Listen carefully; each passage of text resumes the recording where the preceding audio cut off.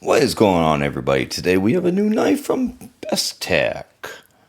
It is the BG37C, the Explorer, Satin Black. Okay, let's see what we got here. Looked interesting, so...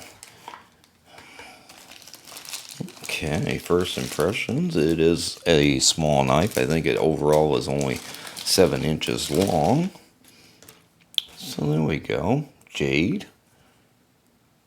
Not too bad. Sometimes they can be a little green on the greener side, but that's not too bad. Got a nice thickness to it. So even though it's a small knife, it has some good thickness to it. These cutouts really do make for some good traction. So we got a small little flipper tab right there. Oop, there she goes. Yeah. Got a partial satin in black blade. Blade steel is D2, and it does say so right there.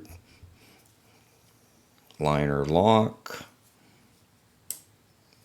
Yeah, and we got a nice little flipper hole there too. It's not too bad.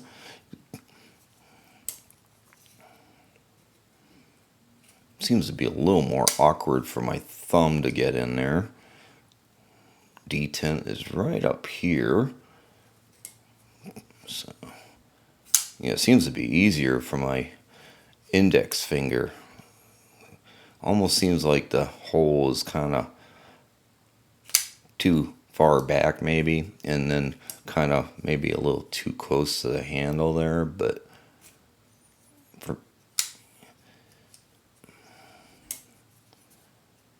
yeah, not too bad. Nice for index finger. And that flipper tab certainly works out really good too. It's a pretty discreet little flipper tab. Just angled just perfectly for you to get that leverage on it. And it does look like it's a full flat grind all the way around. The blade is, I do believe, just under 3 inches. So if you have a 3-inch restrictions or anything like that, it'll fall legal. Feels pretty good. This jimping's kind of maybe a little too far back, especially if you have a big hand and are kind of choked up on it. Although it does seem to be somewhat functional. You do have some, I feel some grip to it, but you're kind of far back on the knife. Because like I said, overall it's 7 inches, so basically you're looking at about a 4-inch handle. Let's take a look at that just real quick. So yeah, you get about a 4-inch handle, and then of course you're just under 3 inches of 3 1/4, 2 1/4 of cutting edge there. So not too bad.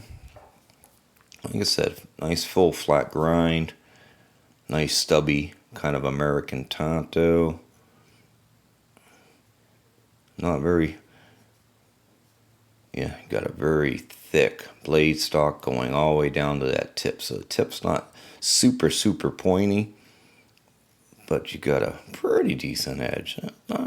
Maybe not the greatest, but pretty good edge. So anyway, I got this from White Mountain Knives. It was like $60. You got to be careful with that D10. It'll break in, but it's kind of a little on the stiff side. So yeah, I got it from White Mountain Knives, about $60. Let's take a look. Looks pretty well lined up there. Yeah, deep carry pocket clip, so it's going to sit pretty deep. Again, it would be nice to see some recessed screws there, and of course all the hardware screws are super small. Really wish everyone would kind of get away from the really small screws. I don't know if that's almost looks like some sort of special preparatory, some kind of special fitting maybe. I don't know if it'll turn or not. Interesting. Yeah, overall not a bad knife. Gives you a couple different deployment options. Yeah, that sucker will. Yeah, you're gonna have to be careful. It might be a little bit of a finger guillotine because you really have to choke up on it because that flipper tab's really small. And then once you pass that flipper tab, if you catch the finger sharpening choil there, you might be all right. Not really much of a finger choil because, yeah, you're right on the edge there. But, yeah, so overall, not bad for a small knife. Definitely overall seems pretty cool for about 60 bucks.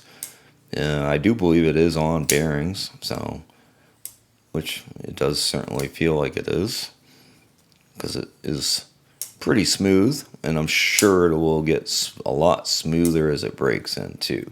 So there you guys go. That is the new Bestech Explorer, and check it out if you guys are interested. Have a great day. We'll catch you on the next video. Bye.